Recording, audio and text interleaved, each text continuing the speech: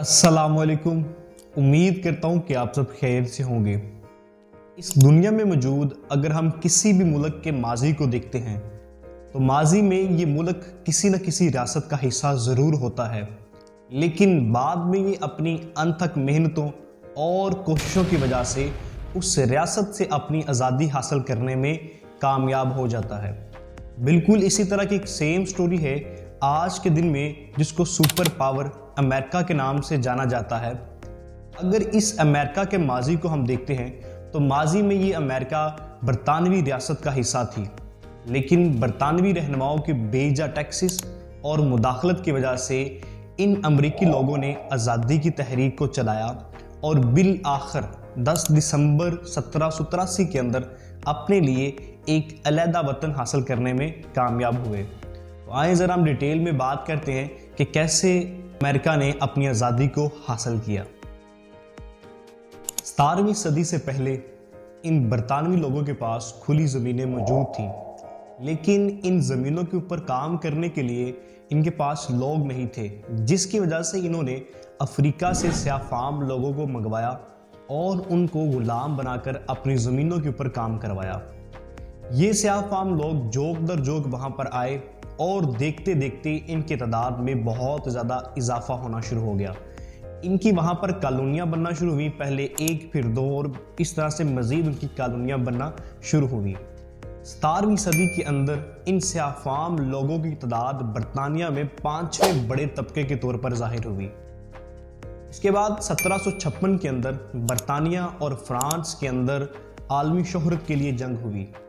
ये जंग 7 साल के लिए चली और 1763 के अंदर ये जंग ख़त्म हुई।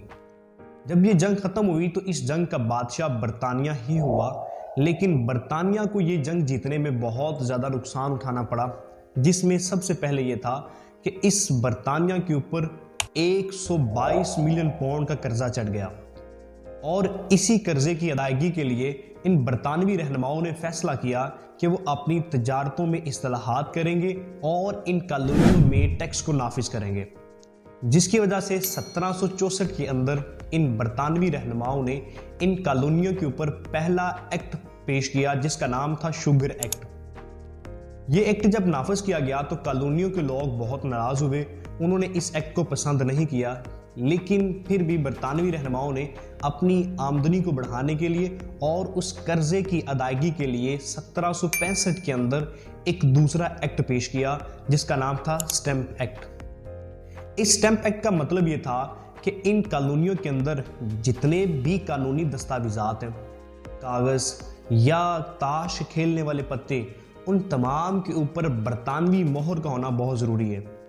और इस मोहर के लिए इनको टैक्स पे करना पड़ा था, जिसकी वजह से इस टैक्स ने इन कॉलोनियों में मौजूद हर तबके को मुतासर किया और उन्होंने वहाँ पर एक शदीद एहतजाज किया।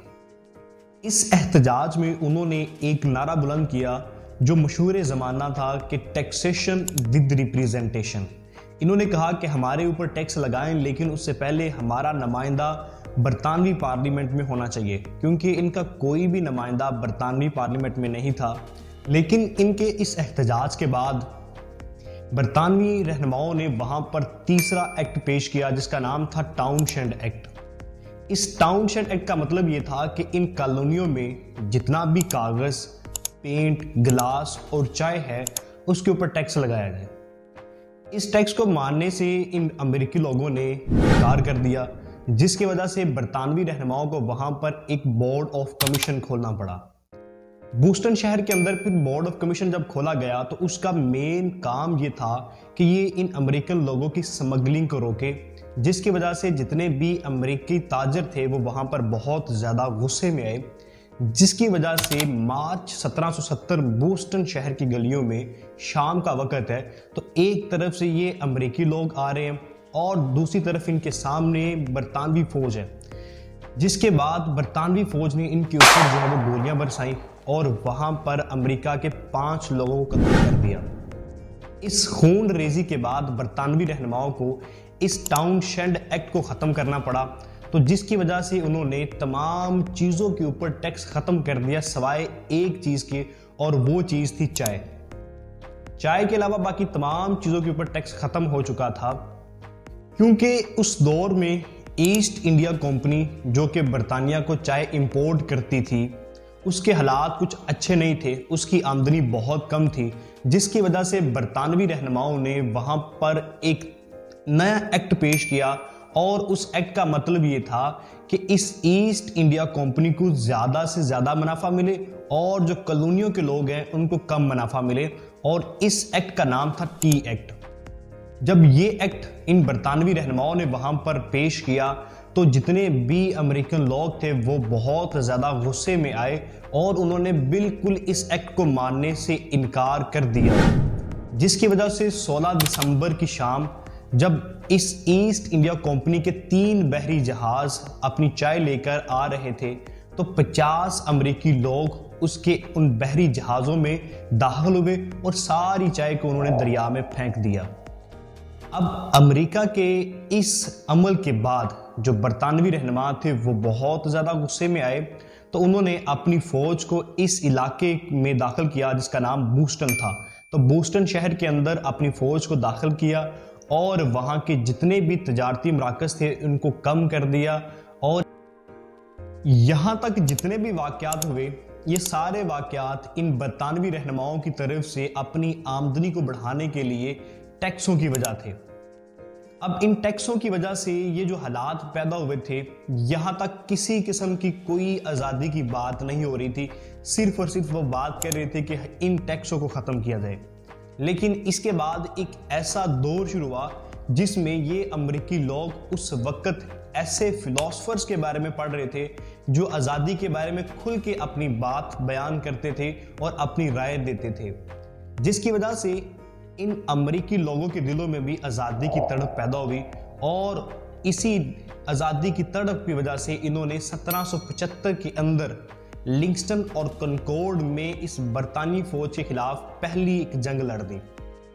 اب یہ پہلی جو جنگ تھی، اس جنگ میں ان لوگوں کی نفرت اور غصہ جو وہ کھل کے سامنے آیا،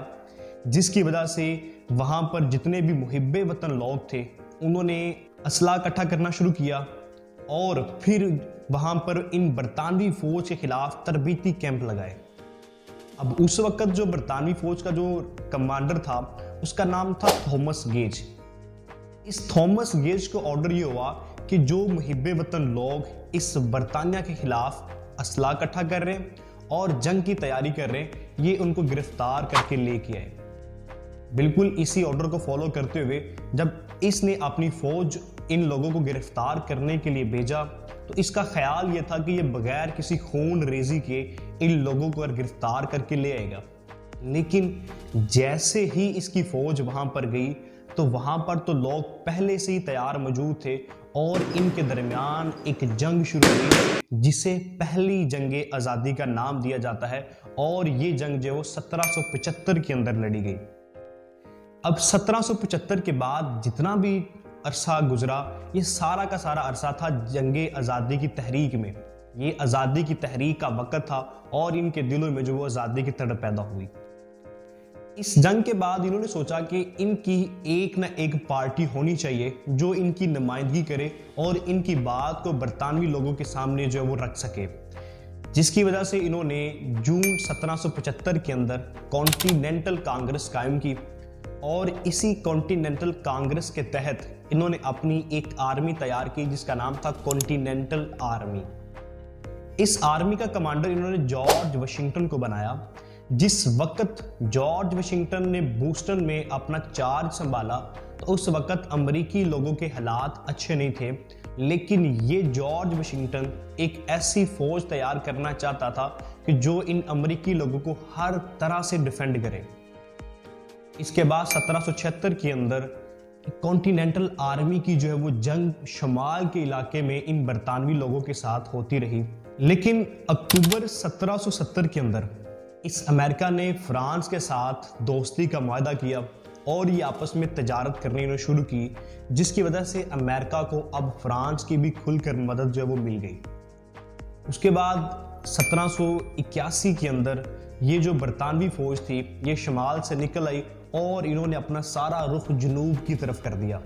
کیونکہ جنوب کے اندر ان کے اتحادی تھے اور انہی اتحادیوں کی وجہ سے برطانیہ وہاں پر ہر بار کامیاب ہو رہا تھا۔